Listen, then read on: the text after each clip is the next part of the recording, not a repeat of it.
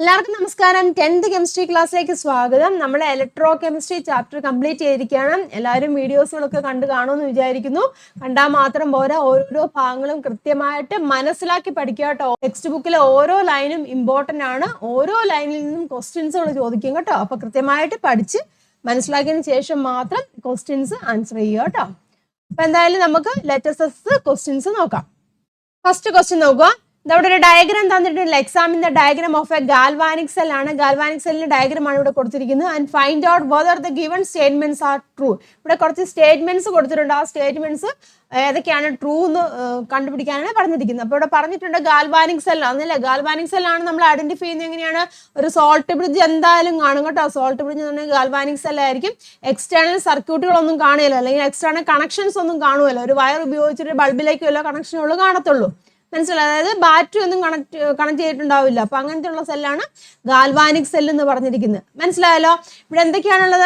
അതാ നോക്കിയ ഒരു zinc road ഉണ്ട്, പിന്നെ എന്താണ് കോപ്പർ റോഡും ഉണ്ട് അല്ലെ. വേറെ കാര്യങ്ങളൊന്നും പറഞ്ഞിട്ടില്ല. സിങ്ക് റോഡും കോപ്പർ റോഡും ആണ് കണക്ട് ചെയ്തിരിക്കുന്നത് പറഞ്ഞിട്ടുണ്ട്. ഈ സ്റ്റേറ്റ്മെന്റ്സ് ആണ് ഇവിടെ പറഞ്ഞിരിക്കുന്നത്. ഈ സ്റ്റേറ്റ്മെന്റ്സ് ട്രൂ ഓർ ഫോൾസ് ആണോ എന്നാണ് ചോദിച്ചിരിക്കുന്നത്. ആദ്യത്തെ സ്റ്റേറ്റ്മെന്റ് നോക്കിയേ. As the cell operates the mass of the zinc rod decreases. അതായത് സെൽ ഓപ്പറേറ്റ് ചെയ്യുമ്പോൾ സിങ്ക് റോഡിന്റെ മാസ് ഡിക്രീസ് ചെയ്യുമെന്നാണ് പറഞ്ഞിരിക്കുന്നത്. നമുക്കറിയാം സിങ്ക് ഇവിടെ എന്താണ്? നെഗറ്റീവ് ആണ് അല്ലേ. അപ്പൊ ഗാൽവാനിക് സെല്ലിനെ സംബന്ധിച്ചോളം ഇവിടെ നെഗറ്റീവ് എന്ന് പറയുമ്പോൾ ആനോഡാണ് അല്ലേ. കോപ്പർ എന്താണ്? കാഥോഡാണ്. നമ്മൾ ഓൾറെഡി പഠിച്ചിട്ടുണ്ട്. ആനോഡിൽ നടക്കുന്ന കാര്യം എന്താണ്? ഓക്സിഡേഷൻ ആണ് ആനോഡിൽ നടക്കുന്നത്. അപ്പൊ ഇങ്ങനെയുള്ള കാര്യങ്ങളൊക്കെ മൈൻഡിലേക്ക് വരണം കേട്ടോ. ആനോഡിൽ എപ്പോഴും ഓക്സിഡേഷൻ ആണ്. കാഥോഡിൽ നടക്കുന്നത് എന്താണ്? റിഡക്ഷൻ ആണ്. ഓക്സീകരണവും നിരോക്സീകരണവും. ഓക്സീകരണമാണ് ആനോഡിൽ നടക്കുന്നത്, കാഥോഡിൽ നടക്കുന്നത് നിരോക്സീകരണമാണ്. അപ്പൊ ഈ കാര്യങ്ങൾ മനസ്സിലാദ്യം വരിക. ഇനി നോക്കുക. Cell operates the mass of the zinc rod decrease എന്നാണ് പറഞ്ഞിരിക്കുന്നത്. അപ്പൊ സെൽ ഓപ്പറേറ്റ് ചെയ്യുന്നു. സെൽ ഓപ്പറേറ്റ് ചെയ്യുമ്പോൾ എന്ത് സംഭവിക്കുന്നുണ്ട്? സിങ്കിൽ എന്താണ്? സിങ്ക് ആനോഡാണ്. സിങ്കിൽ എന്താണ്? ഓക്സിഡേഷൻ നടക്കും. ഓക്സിഡേഷൻ നടക്കാന്ന് പറഞ്ഞാൽ എന്താ ഉദ്ദേശിക്കുന്നത്? ഇലക്ട്രോൺസിനെ ലോസ് ചെയ്യും ഇല്ലേ. ഇലക്ട്രോൺസിനെ ലോസ് ചെയ്യുവാണ് ചെയ്യുന്നത്. ക്ലിയർ ആയല്ലോ? അപ്പൊ എന്ത് സംഭവിക്കും? അതിന്റെ മാസ്, സിങ്കിന്റെ മാസ് എങ്ങനെയാണ്? അവിടെ കുറയുകയല്ലേ ചെയ്യുന്നത്. മനസ്സിലാവുന്ന പറഞ്ഞു. അപ്പം ഈ സ്റ്റേറ്റ്മെന്റ് ഇതാണ്, ട്രൂ ആണ്. അപ്പൊ നമുക്ക് ട്രൂ എന്ന് പറയാം. ഓക്കെ ആണല്ലോ. ഇനി the copper electrode is anode. Copper electrode anode ആണോ എന്ന് ചോദിച്ചിരുന്നു. ആണോ? അല്ലല്ലോ. കോപ്പർ ഇലക്ട്രോഡ് എന്താണ്? കാഥോഡാണ് അല്ലെ. കാഥോഡിലാണ് നമുക്ക് എന്ത് നടക്കുന്നത്? റിഡക്ഷൻ സംഭവിക്കുന്നത് ഇല്ലേ. അപ്പൊ കോപ്പർ ഇലക്ട്രോഡ് ആനോഡാണോ? അല്ല. അപ്പൊ അതെന്താണ്? ഫോൾസ് ആണെന്ന് പറയാം. ഓക്കെ ആണല്ലോ. ഇനി electrons flow from the zinc electrode to the copper electrode through the external circuit. അതായത് സിങ്ക് ഇലക്ട്രോഡിൽ നിന്നും കോപ്പർ ഇലക്ട്രോഡിലേക്ക് ബാഹ്യ സർക്യൂട്ടിലൂടെ ഇലക്ട്രോണുകൾ ഒഴുകുന്നു. ശരിയാണല്ലോ ഇല്ലേ. ഓക്സിഡേഷൻ നടക്കുന്നുണ്ട്. അപ്പൊ ഇതിൽ നിന്നാണല്ലോ ഇലക്ട്രോൺസ് ബാഹ്യ സർക്യൂട്ടിൽ, അതായത് ഇങ്ങനെ ബാഹ്യ സർക്യൂട്ടിലൂടെ ഇലക്ട്രോൺസ് ഇങ്ങനെ പോകുന്നുണ്ട് ഇല്ല. തിരിച്ച് കറണ്ട് ഇങ്ങനെ പോകുന്നുണ്ട്. അപ്പൊ ആ ഒരു സ്റ്റേറ്റ്മെന്റ് എന്താണ്? ട്രൂ ആണ്. മനസ്സിലായല്ലോ? ഇനി during cell reaction reduction takes place at the copper electrode. Cell reaction നടക്കുമ്പോൾ കോപ്പർ ഇലക്ട്രോഡിൽ നിരോക്സീകരണം സംഭവിക്കുന്നു അല്ലെ. നമുക്കറിയാം. അത് കറക്റ്റായ സ്റ്റേറ്റ്മെന്റ് ആണ്, ട്രൂ ആണ്. അടുത്തത് നോക്കിയാൽ during cell reaction the concentration of Ce2+ ions decrease. അതായത് സെൽ പ്രവർത്തിക്കുമ്പോൾ കോപ്പർ അയൺസിന്റെ ഗാഢത കുറയുന്നു എന്നാണ് പറഞ്ഞിരിക്കുന്നത്. നമുക്കറിയാം എന്താണ്? സെൽ റിയാക്ഷൻ നടക്കുവാണ്. സെൽ റിയാക്ഷൻ നടക്കുമ്പോൾ എന്ത് സംഭവിക്കുന്നു? കോപ്പർ അയൺസ് അവിടെ റിലീസ് ചെയ്യും ഇല്ലേ. ആ റിലീസ് ചെയ്യുന്ന കോപ്പർ അയൺസ് എന്താണ്? ഇവിടെയുള്ള എന്താണ്? ഇലക്ട്രോൺസ് ഇങ്ങോട്ട് വരുന്നുണ്ട്. സിങ്കിൽ നിന്ന് ഇലക്ട്രോൺസ് വരുന്നു. അതിനെ അക്സെപ്റ്റ് ചെയ്തിട്ട് കോപ്പർ ആറ്റമായിട്ട് മാറുമായിരുന്നു. അപ്പൊ എന്ത് സംഭവിക്കുന്നുണ്ട്? അപ്പൊ എന്താണ്? കോപ്പർ അയൺസിന്റെ കോൺസെൻട്രേഷൻ അവിടെ എന്താ സംഭവിക്കുന്നു? കുറയുന്നു. അപ്പൊ ഇതെന്താണ്? ട്രൂ ആണ്. മനസ്സിലായല്ലോ? അപ്പൊ ഇതിന്റെ റീസണും കാര്യങ്ങളൊക്കെ ഞാനിവിടെ കൊടുത്തിട്ടുണ്ട് കേട്ടോ. എന്തുകൊണ്ടാണ് ട്രൂ ആവുന്നതിന്റെ കാരണങ്ങൾ അല്ലെങ്കിൽ ഫോൾസ് ആവുന്നതിന്റെ കാരണങ്ങളൊക്കെ കൊടുത്തിട്ടുണ്ട്. നിങ്ങൾ വായിച്ചു നോക്കുക. അത്യാവശ്യമുള്ളവർ അല്ലെങ്കിൽ ആവശ്യമുള്ളവർ നോട്ട് ചെയ്ത് വെക്കുക കേട്ടോ. Then second question, the chemical equation of the reaction taking place in the galvanic cell is given. അതായത് ഗാൽവാനിക് സെല്ലിൽ നടക്കുന്ന സമവാക്യം ഇവിടെ തന്നിട്ടുണ്ട് കേട്ടോ. Represent diagrammatically the above galvanic cell. Galvanic സെല്ലിലെ ഈ ഇക്വേഷൻ ഉണ്ടല്ലോ, അപ്പൊ അതനുസരിച്ച് റെപ്രസെന്റ് ചെയ്യാനാണ് പറഞ്ഞിരിക്കുന്നത്. Which electrode has a negative charge, what is a reaction taking place at each electrode എന്ന് ചോദിച്ചിട്ടുണ്ട്. അപ്പം ഗാൽവാനിക് സെല്ലിനെ റെപ്രസെന്റേഷൻ ആയിട്ട് എഴുതുക. ഏതാണ് നെഗറ്റീവ് ഇലക്ട്രോഡ് എന്ന് ചോദിച്ചിട്ടുണ്ട്. പിന്നെന്താണ് ചോദിച്ചിരിക്കുന്നത്? ഓരോ ഇലക്ട്രോഡിൽ നടക്കുന്ന പ്രവർത്തനം എഴുതാനും പറഞ്ഞിട്ടുണ്ട്. നമുക്ക് ആദ്യം എന്ത് ചെയ്യാം? ഗാൽവാനിക് സെല്ല് വരയ്ക്കാം ഇല്ല. ഗാൽവാനിക് സെല്ല് നിങ്ങൾ കൃത്യമായിട്ട് നീറ്റായിട്ട് വരയ്ക്കട്ടെ. അപ്പൊ എന്തൊക്കെയാണ്? സിങ്കും എന്താണ്? സിൽവറും ആണല്ലേ. അപ്പം സിങ്കും ഉണ്ട്, സിൽവറും ഉണ്ട്. അപ്പൊ നമുക്ക് ഒരു ബീക്കർ, 2 ബീക്കർ അവിടെ ആവശ്യമുണ്ട്. ഗാൽവാനിക് സെല്ല് വരയ്ക്കുമ്പോൾ നമുക്ക് 2 ബീക്കർ ആവശ്യമുണ്ട്. കൃത്യമായിട്ട് തന്നെ വരച്ചോണം കേട്ടോ. സൊല്യൂഷൻസ് ഇതാ ഇവിടെ നമ്മൾ എടുക്കുന്നുണ്ട്. ഒന്ന് ഏതാണ്? സിങ്ക് ആണല്ലേ, ഇവിടെ നമ്മൾ സിങ്ക് റോഡാണ് വെച്ചിരിക്കുന്നത് കേട്ടോ. ഇവിടെ സിങ്ക് റോഡാണ്. അപ്പം നിങ്ങൾ നോട്ട് ചെയ്തണം കേട്ടോ, ഇവിടെ അടയാളപ്പെടുത്തിരിക്കണം, സിങ്ക് എന്ന് എഴുതിയിരിക്കണം. മറ്റേതിൽ എന്താണ്, സിൽവർ ആണല്ലേ, മറ്റേതിൽ സിൽവറും എടുത്തിട്ടുണ്ട്. അപ്പൊ അങ്ങനെയാവുകൊണ്ട് ഏതാണ് ഇവിടുത്തെ സൊല്യൂഷൻ എടുക്കേണ്ടത്, ഇലക്ട്രോലൈറ്റ് ആയിട്ട് ഏതാണ് എടുക്കേണ്ടത്, സിങ്ക് വെക്കുമ്പോൾ അതിലെന്താണ് വെക്കുന്നത്, സിങ്ക് സൾഫേറ്റ് സൊല്യൂഷൻ. ഇതൊക്കെ എഴുതണം കേട്ടോ, സിങ്ക് സൾഫേറ്റ് സൊല്യൂഷൻ. ഇതേതാണ്, സിൽവർ നൈട്രേറ്റ് സൊല്യൂഷൻ. സിൽവർ ആയതുകൊണ്ട് നമ്മൾ പഠിച്ചതാണല്ലേ, സിൽവർ നൈട്രേറ്റ് സൊല്യൂഷൻ ആണ് അവിടെ ഇലക്ട്രോലൈറ്റ് ആയിട്ട് എടുക്കേണ്ടത്. മനസ്സിലായല്ലോ. പിന്നെ എന്ത് വേണം, ഗാൽവാനിക്സ് എല്ലാം ആകുമ്പോൾ കൃത്യമായിട്ട് എന്ത് വേണം, നമ്മുടെ സോൾട്ട് ബ്രിഡ്ജ് കേട്ടോ. സോൾട്ട് ബ്രിഡ്ജ് നിങ്ങൾ ഇങ്ങനെ വരച്ചിരിക്കണം കേട്ടോ, എന്നിട്ട് എഴുതി കൂടെ വെച്ചിരിക്കണം, സോൾട്ട് ബ്രിഡ്ജ്. നീറ്റായിട്ട് തന്നെ വരയ്ക്കണം കേട്ടോ, ഞാൻ റഫായിട്ടൊന്ന് വരച്ചതുകൊണ്ട് ഇവിടെ എന്താണ്, സോൾട്ട് ബ്രിഡ്ജ്. മനസ്സിലായല്ലോ. ഇനി എന്താണ് ഇതിന് ഈ ഇലക്ട്രോഡ് ഉണ്ടല്ലോ, നമ്മളൊരു എന്താണ് ബൾബ് വല്ലതും ഉപയോഗിച്ച് കണക്ട് ചെയ്തിരിക്കണം കേട്ടോ. ഇവിടെ ഒരു ബൾബ് ഉപയോഗിച്ച് കണക്ട് ചെയ്യുക. ക്ലിയർ ആയല്ലോ. ഇനി എന്താണ്, ഇപ്പൊ റെപ്രസെന്റ് ചെയ്തു. ഇനി ബി പാർട്ട് ഏതാണ്, which electrode has a negative charge. ഏതിനാണ് നെഗറ്റീവ് ചാർജ് വരുന്നത്, നമുക്കറിയാം സിങ്കും സിൽവറും ആണ്. അപ്പൊ ഏതിലാണ് ഓക്സിഡേഷൻ നടക്കുന്നത്, കൃത്യമായിട്ട് ഓർത്തണം. റിയാക്ടിവിറ്റി സീരീസിനെ ബേസ് ചെയ്തിട്ടാണ് പറയുന്നത്, സിങ്കും സിൽവറും ആണ്. നമുക്കറിയാം സിങ്കിനാണ് റിയാക്ടിവിറ്റി കൂടുതൽ ഇല്ലേ. അപ്പൊ എന്താണ്, സിങ്കിലാണ് ഓക്സിഡേഷൻ നടക്കുന്നത്, അതായത് ഓക്സീകരണം നടക്കുന്നത്. ഓക്സീകരണം നടക്കുന്ന ഏതാണ്, ആനോഡാണ്. അപ്പൊ ഏതാണ്, ഇതാണ് ആനോഡ്. ഇത് നെഗറ്റീവ് ആണ്, ഇത് പോസിറ്റീവ് ആണ്. അപ്പൊ സിങ്ക് ആണ് എന്തെന്ന് പറഞ്ഞിരിക്കുന്നത്, ആനോഡ്. കണ്ടോ, കാര്യങ്ങളൊക്കെ കണക്ട് ചെയ്ത് പോകുന്ന അങ്ങനെയാണ് കേട്ടോ.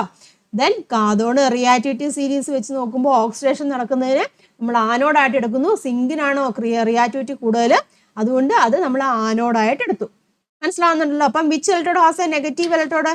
നെഗറ്റീവ് ഇലക്ട്രോഡ് ഏതാണ്, സിങ്ക് ആണ് അല്ലേ. ഇപ്പൊ നമുക്ക് പറയാം നെഗറ്റീവ് ഇലക്ട്രോഡ് എന്ന് പറഞ്ഞിരിക്കുന്നത് സിങ്ക് ആണ്. സിങ്ക് എന്ന് പറഞ്ഞിരിക്കുന്നത് ആനോഡാണ്. ക്ലിയർ ആയല്ലോ, ആനോഡാണ്. പിന്നെ അവിടെ നടക്കുന്ന ഏതാണ്, അതൊക്കെ എഴുതാം കേട്ടോ. സിങ്ക് എന്ന് പറഞ്ഞിരിക്കുന്നത് ആനോഡാണ്. ദെൻ അവിടെ ആനോഡ് നടക്കുന്ന ഏതാണ്, ഓക്സിഡേഷൻ ആണ് നടക്കുന്നത്. ക്ലിയർ ആയല്ലോ. ഇനി what is A reaction taking place at each electrode. ഓരോ ഇലക്ട്രോഡിൽ നടക്കുന്ന എന്താണ് റിയാക്ഷൻ എഴുതാനാ പറഞ്ഞിരിക്കുന്നത്. അപ്പം സിങ്ക് എന്ന് പറഞ്ഞിരിക്കുന്നത് ആനോഡാണ് അല്ലേ. ആനോഡിൽ നടക്കുന്ന എന്താണ് നമുക്കറിയാം, ഓക്സിഡേഷൻ ആണ്. നമുക്കറിയാം ആനോഡിൽ എന്താണ് നടക്കുന്നത്, ഓക്സിഡേഷൻ അല്ലേ. മൂന്നാമത്തെ സി പാർട്ട് എഴുതുക, ആനോഡ് ഓക്സിഡേഷൻ ആണ് നടക്കുന്നത്. ഓക്സിഡേഷൻ എങ്ങനെയാണ്, സിങ്ക് അല്ലേ. സിങ്ക് എന്ത് സംഭവിക്കുന്നു, ഓക്സിഡേഷൻ സംഭവിക്കുന്നു. സിങ്ക് 2+ ആകുന്നുണ്ട്, 2 ഇലക്ട്രോൺസിനെ വിട്ടുകൊടുത്തിട്ട്. ക്ലിയർ ആയല്ലോ. ഇനി കാഥോഡ് എന്ന് പറഞ്ഞിരിക്കുന്നത് അപ്പൊ ഏതാണ്, കാഥോഡിൽ എന്താണ് നടക്കുന്നത്, റിഡക്ഷൻ ആണ് അല്ലേ. കാഥോഡ് ഏതാണ്, സിൽവർ ആണ് അല്ലേ. സിൽവർ ആണ് കാഥോഡ് എന്ന് പറഞ്ഞിരിക്കുന്നത്. അപ്പൊ കാഥോഡിൽ നടക്കുന്ന ഏതാണ്, സിൽവർ അല്ലേ. സിൽവർ 2 ഇലക്ട്രോൺസിനെ അക്സെപ്റ്റ് ചെയ്തിട്ട് എന്തായിട്ട് മാറുന്നുണ്ട്, സിൽവർ ആറ്റം ആയിട്ട് മാറുന്നുണ്ട്. മനസ്സിലായല്ലോ. അപ്പം 2 Ag വരും ഇവിടെ കേട്ടോ, 2 എങ്ങനെയാണ് വരുന്നത്. ക്ലിയർ ആയല്ലോ. അപ്പം ഇതാണ് 2 ഇലക്ട്രോണിൽ നടക്കുന്ന റിയാക്ഷൻ എന്ന് പറഞ്ഞിരിക്കുന്നത്. ഇങ്ങനെ കൃത്യമായിട്ട് എഴുതിയിരിക്കണം. നിങ്ങൾ ചിത്രം വരയ്ക്കും, കൃത്യമായിട്ട് നീറ്റായിട്ട് വരച്ചിരിക്കണം. ഒരു ഇലക്ട്രോലൈറ്റ് ഏതാണ്, ഇലക്ട്രോഡ് ഏതാണ്, ആനോഡ് പോസിറ്റീവ് നെഗറ്റീവ്, അതൊക്കെ നിങ്ങൾ അടയാളപ്പെടുത്തിയിരിക്കണം കേട്ടോ. കൃത്യമായിട്ട് നീറ്റായിട്ട് വരയ്ക്കുക. ഓക്കെ ആണല്ലോ. അതായത് ഇവിടെ കാണിച്ചിട്ടുണ്ട് കേട്ടോ. ഇങ്ങനെ കൃത്യമായിട്ട് തന്നെ കാര്യങ്ങളെല്ലാം അത് കണ്ടല്ലേ, കാര്യങ്ങളൊക്കെ എഴുതിയിരിക്കണം, വരച്ചിരിക്കണം. അതുപോലെ തന്നെ വേറൊരു കാര്യം കൂടെ ഉണ്ട്. നമുക്കറിയാം ഇലക്ട്രോൺസിന്റെ ഫ്ലോ ചെയ്യുന്നത് സിംഗിൾ നിന്നാണല്ലോ. അപ്പൊ അതും കൂടെ ഒന്ന് എഴുതിയിരിക്കണം കേട്ടോ. ഇലക്ട്രോൺസ് ഫ്ലോ ചെയ്യുന്നത്, ഇലക്ട്രോൺസ് ഫ്ലോ ചെയ്യുന്ന ഈ ഡയറക്ഷനിലായിരിക്കും, കറണ്ട് ഫ്ലോ ചെയ്യുന്നത് ഇങ്ങോട്ടായിരിക്കും. അതും കൂടെ ഒന്ന് നോട്ട് ചെയ്തേക്കണം കേട്ടോ. അവിടെ കണ്ടോ, ഇവിടെ കൊടുത്തിട്ടുണ്ട് കേട്ടോ. ഇലക്ട്രോൺസിന് ഇങ്ങോട്ടാണ് ഫ്ലോ ചെയ്യുന്നത്, കറണ്ട് തിരിച്ചുമാണ് ഫ്ലോ ചെയ്യുന്നത് കേട്ടോ. സോൾട്ട് ബ്രിഡ്ജ് ആണ്. പിന്നെ അതാണ് സിൽവർ, അതൊക്കെ കാര്യങ്ങൾ എഴുതിയിരിക്കണം കേട്ടോ. ഏത് സൊല്യൂഷൻ ആണ് എടുക്കുന്നതെന്നൊക്കെ എഴുതിയിരിക്കുക. പിന്നെ റിയാക്ഷൻ, ആനോഡിൽ നടക്കുന്ന റിയാക്ഷൻ, അതുപോലെ തന്നെ കാഥോഡിൽ നടക്കുന്ന റിയാക്ഷൻ. മനസ്സിലായല്ലോ.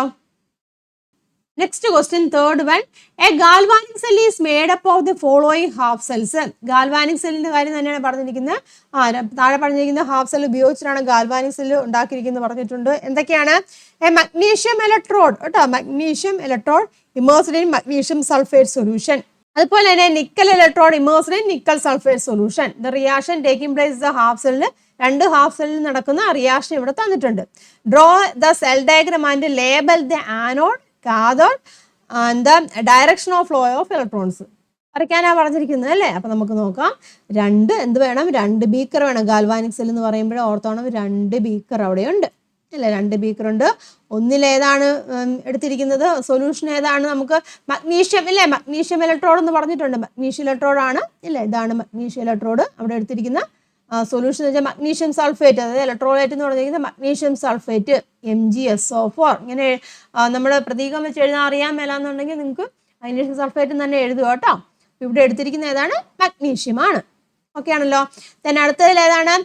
നിക്കൽ ഇലക്ട്രോഡ് ആണ് ഇവിടെ എടുത്തിരിക്കുന്നത് അല്ലേ, നിക്കൽ ഇലക്ട്രോഡ് കേട്ടോ. അടുത്ത ഏതാണ് നമ്മളിവിടെ എടുത്തിരിക്കുന്നത്? നിക്കലാണ് കേട്ടോ. അത് നിക്കൽ ഇലക്ട്രോഡ് ആണ്. അപ്പൊ ഏതാണ്? നിക്കൽ സൾഫേറ്റ് സൊല്യൂഷൻ ആണ് കേട്ടോ. നിക്കൽ സൾഫേറ്റ് സൊല്യൂഷൻ ആണ് നമ്മളിവിടെ എടുക്കുന്നത്. ഓക്കെ ആണല്ലോ. ഇനി ഏതാണ് പറഞ്ഞിരിക്കുന്നത്? സോൾട്ട് ബ്രിഡ്ജ് കേട്ടോ. ഇനി നമുക്ക് ബാക്കി കാര്യങ്ങളൊക്കെ നിങ്ങൾ വരച്ചിടണം. സോൾട്ട് ബ്രിഡ്ജിന്റെ കാര്യം പറഞ്ഞിട്ടില്ല, പക്ഷെ ഗാൽവാനിക്സ് എല്ലാം ആകുമ്പോൾ അവിടെ എന്തുണ്ട്? സോൾട്ട് ബ്രിഡ്ജ് ഉണ്ട്. അതും കൃത്യമായിട്ട് നിങ്ങൾ വരച്ചിടണം കേട്ടോ. എന്നിട്ട് എഴുതിയിരിക്കണം കേട്ടോ, സോൾട്ട് ബ്രിഡ്ജ്. സോൾട്ട് ബ്രിഡ്ജ് എഴുതിയിരിക്കണം. പിന്നെ എന്താണ്? ഒരു ബൾബ് കേട്ടോ, ബൾബ് മതി. ബൾബ് ഇവിടെ കൊടുത്തിരിക്കുക. മനസ്സിലായല്ലോ. അപ്പം draw the cell diagram and label the anode cathode എന്നൊക്കെ പറഞ്ഞിട്ടുണ്ട്. അപ്പം ഏതാണ്? മഗ്നീഷ്യവും നിക്കലും ആണ് ഇല്ലേ, മഗ്നീഷ്യവും നിക്കലും ആണ്. അപ്പം റിയാക്ടിവിറ്റി കൂടുതൽ ആർക്കാണ്? മഗ്നീഷ്യത്തിനാണ് ഇല്ലേ. മനസ്സിലാവുന്നുണ്ടോ? മഗ്നീഷ്യത്തിനാണ് റിയാക്ടിവിറ്റി കൂടുതൽ. അതുകൊണ്ട് ആനോഡ് ഏതാണ്? ആനോഡ് ഏതായിട്ടാണ് എടുക്കുന്നത്?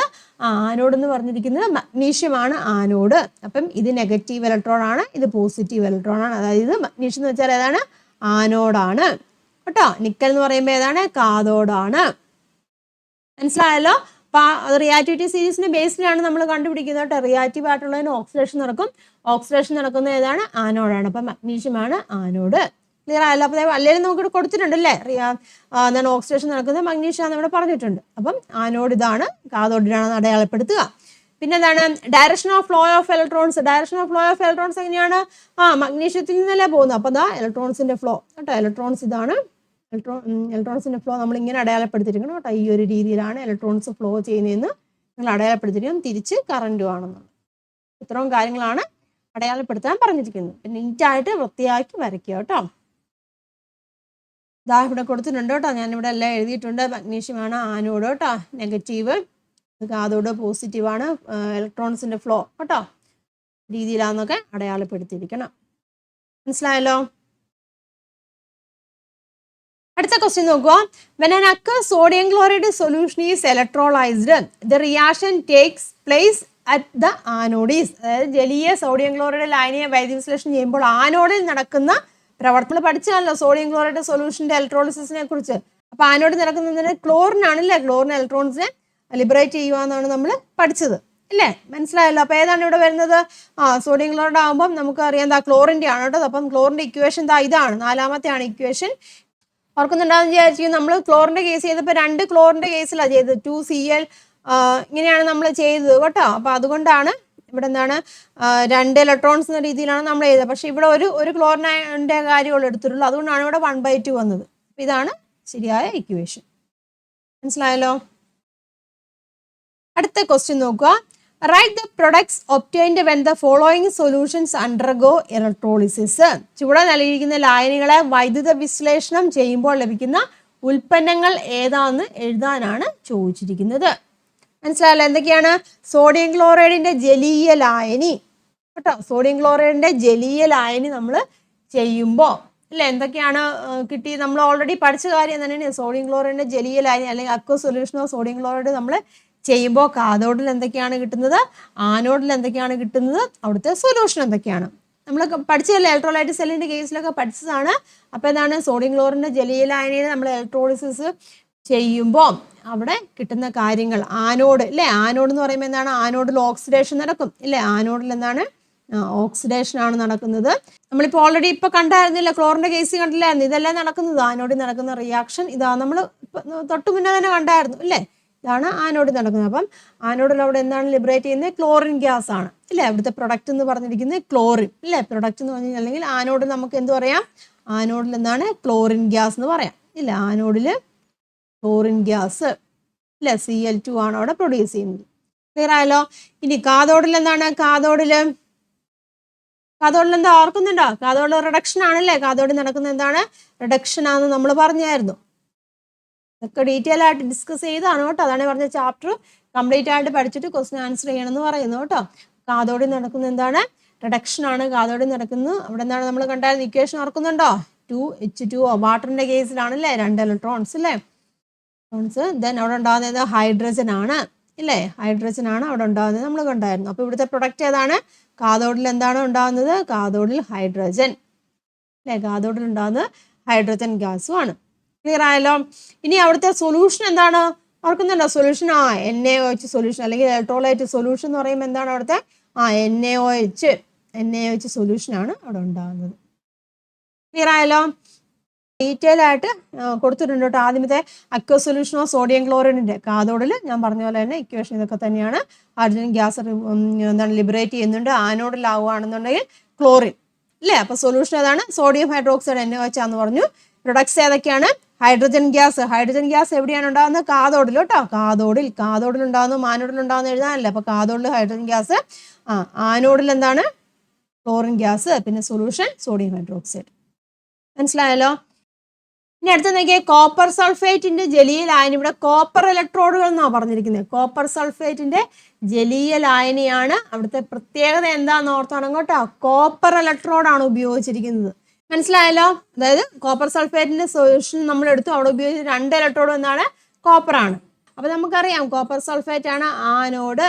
ആനോഡിൽ നടക്കുന്നത് ഓക്സിഡേഷൻ ആണ്. ഓക്സിഡേഷൻ എന്ന് പറയുമ്പോൾ ഏതാണ്? കോപ്പർ ആണല്ലേ. കോപ്പർ 2 ഇലക്ട്രോൺസിന് അവിടെ വിട്ടുകൊടുക്കുന്നുണ്ട്. ഇതാണ് ആനോഡിൽ നടക്കുന്നത്. ക്ലിയറാലോ? അപ്പൊ എന്ത് സംഭവിക്കുന്നുണ്ട്? ആനോഡിൽ അവിടെ എന്താണ് സംഭവിക്കുന്നത്? ആനോഡിൽ കോപ്പർ അയൺസ് ആണ് ഇല്ലേ? ആനോഡിൽ നടക്കുന്നത് എന്താണ്? ആനോഡിൽ എന്താണ് ഉണ്ടാകുന്നത്? Copper ions. കോപ്പർ അയൺസ് എന്ന് പറയാം. മനസ്സിലായാലോ? അത് ഓർത്തിരിക്കാം. ഇനി കാഥോഡിൽ എന്താണ് സംഭവിക്കുന്നത്? കാഥോഡിൽ എന്താണ്? കോപ്പർ തന്നെയല്ലേ? മനസ്സിലാകുന്നല്ലോ? കാഥോഡിൽ നടക്കുന്നത് നമുക്കറിയാം റിഡക്ഷൻ ആണ്. നമുക്കറിയാം കാഥോഡിൽ നടക്കുന്നത് റിഡക്ഷൻ ആണ്. അപ്പോൾ അവിടെ എന്താണ് സംഭവിക്കുന്നത്? ഓൾറെഡി നമ്മൾ ഇലക്ട്രിസിറ്റി കൊടുത്തു. അപ്പം Cu2+ അയൺസ് ഇല്ലേ? 2 ഇലക്ട്രോൺസിനെ അക്സെപ്റ്റ് ചെയ്തിട്ട് അതെന്തായിട്ട് മാറുന്നുണ്ട്? കോപ്പർ ആറ്റമായിട്ട് മാറണം. അപ്പൊ കാഥോഡിൽ എന്താണ് സംഭവിക്കുന്നത്? കോപ്പർ മെറ്റൽ അവിടെ ഡിപ്പോസിറ്റ് ചെയ്യും. ക്ലിയർ ആയല്ലോ? അപ്പൊ കാഥോഡിൽ എന്താണ്? കോപ്പർ മെറ്റൽ ഇല്ലേ? കോപ്പർ മെറ്റൽ ഡിപ്പോസിറ്റ് എന്ന് പറയും. കോപ്പർ എന്ന് പറയാം. കാഥോഡിൽ ഉണ്ടാകുന്നത് കോപ്പർ ആണ്. ആനോഡിൽ ഉണ്ടാകുന്നതാണ് Cu2+ അയൺസ് ആണ്. മനസ്സിലാവുന്നുണ്ടോ? ഇനി അടുത്ത സൊല്യൂഷൻ എന്താണ്? സൊല്യൂഷൻ എന്തെങ്കിലും വ്യത്യാസം വല്ലതും ഉണ്ടാകുന്നുണ്ടോ? കാരണം എന്താണ്? രണ്ടും കോപ്പർ അല്ലേ? രണ്ടും കോപ്പർ ഇലക്ട്രോൺ ആണ് അല്ലേ? നമ്മൾ ഇവിടെ വെച്ചിരിക്കുന്ന 2 കോപ്പർ ഇലക്ട്രോൺ ആണ്. ഇവിടുന്ന് എന്താണ്? കോപ്പർ അയൺസ് അല്ലേ? ഇവിടെ എന്താണ്? കോപ്പർ അയൺസ് ഇങ്ങോട്ട് പോകുന്നുണ്ട്, ഓക്സിഡേഷൻ സംഭവിക്കുന്നുണ്ട്. ഇവിടെ എന്താണ്? ഇവിടെ നമുക്ക് കോപ്പർ അയൺസ് ഉണ്ട്. അതൊന്ന് ഡിപ്പോസിറ്റ് ചെയ്തിട്ട് ഇവിടെ ഇതിലേക്ക് ഡിപ്പോസിറ്റ് ചെയ്യണം. കോപ്പർ ആറ്റമായി ഡിപ്പോസിറ്റ് ചെയ്യും. അപ്പോൾ സൊല്യൂഷൻ എന്തെങ്കിലും വ്യത്യാസം ഉണ്ടാകുന്നുണ്ടോ? സൊല്യൂഷന് പ്രത്യേകിച്ച് വ്യത്യാസമൊന്നും ഉണ്ടാകുന്നില്ല. അൺചേഞ്ച്ഡ് ആണ്. മനസ്സിലായല്ലോ? അപ്പൊ അങ്ങനെയാണ് കാര്യങ്ങൾ. അതുപോലെ തന്നെ കോപ്പർ സൾഫേറ്റ് കേട്ടോ. കോപ്പർ സൾഫേറ്റിന്റെ കേസിലാണ് CuSO4 കേട്ടോ. കോപ്പർ സൾഫേറ്റ് സൊല്യൂഷന്റെ കേസിലാണ് എന്ത് ചെയ്യണം? കാഥോഡിൽ നടക്കുന്നു ഇല്ലേ? കാഥോഡിൽ എന്താണ്? കോപ്പർ അയൺസ് ഇല്ലേ? കോപ്പർ അയൺസ് ഇലക്ട്രോൺസ് ഇതുണ്ടല്ലോ. അല്ലെങ്കിൽ ആനോഡിൽ ആദ്യം എഴുതുക. ആനോഡിൽ ഓക്സിഡേഷൻ നടക്കുന്നുണ്ട്. കോപ്പർ അയൺസ് അവിടെ എന്താണ്? മാറുന്നുണ്ട്. 2 ഇലക്ട്രോൺസിനെ അക്സെപ്റ്റ് ചെയ്തിട്ട് കോപ്പർ ആറ്റമായിട്ട് മാറും. അത് എവിടെയാണ്? കാഥോഡിൽ കോപ്പർ മെറ്റൽ ഡിപ്പോസിറ്റ് ചെയ്യും. ആനോഡിലാവുകയാണെന്നുണ്ടെങ്കിൽ കോപ്പർ അയൺസ് ഡിസോൾവ് ചെയ്യുകയാണ് ചെയ്യുന്നത്. ദ റിസൾട്ട് നോക്കിയേ. Blue colour of copper sulphate solution remain unchanged. വ്യത്യാസം ഉണ്ടാകുന്നുണ്ടോ? ഇല്ല. കോപ്പർ അയൺസ് കോപ്പർ മെറ്റലായിട്ട് അവിടെ ഡിപ്പോസിറ്റ് ചെയ്യുന്നുണ്ട്. അപ്പം വ്യത്യാസമൊന്നും ഉണ്ടാകുന്നില്ല. അതിന് കാരണം എന്താ നോക്കിയേ? Cu2+ ions leaving the anode are replaced by those deposited cathode. പിന്നെ mass of anode decreases, mass of the cathode increase. ആനോഡിന്റെ മാസ് ഡിക്രീസ് ചെയ്യാന്ന് പറഞ്ഞാൽ എന്താണ്? ഇവിടെയുള്ള കോപ്പറിൽ നിന്ന് ഇങ്ങോട്ട് പോവുകയല്ലേ? ഇലക്ട്രോൺസ് ഇങ്ങോട്ട് പോവുകയാണ് ചെയ്യുന്നത്. മനസ്സിലാകുന്നുണ്ടോ? ഇവിടെ എന്ത് സംഭവിക്കുന്നത്? ഇവിടെയുള്ള കോപ്പർ പ്ലേറ്റിലേക്ക് എന്താണ് ചെയ്യുന്നത്? അവിടെ ഡിപ്പോസിറ്റ് ചെയ്യും. അപ്പൊ ഇവിടുത്തെ ഇതിന്റെ കോപ്പർ ഇലക്ട്രോണിന്റെ മാസ് കുറയും, ഇവിടെ കൂടും. ക്ലിയർ ആയല്ലോ? അത് കാഥോഡിൽ കൂടും, ആനോഡിലൂടെ കുറയും. പ്രൊഡക്ട്സ് എന്തൊക്കെയാണ്?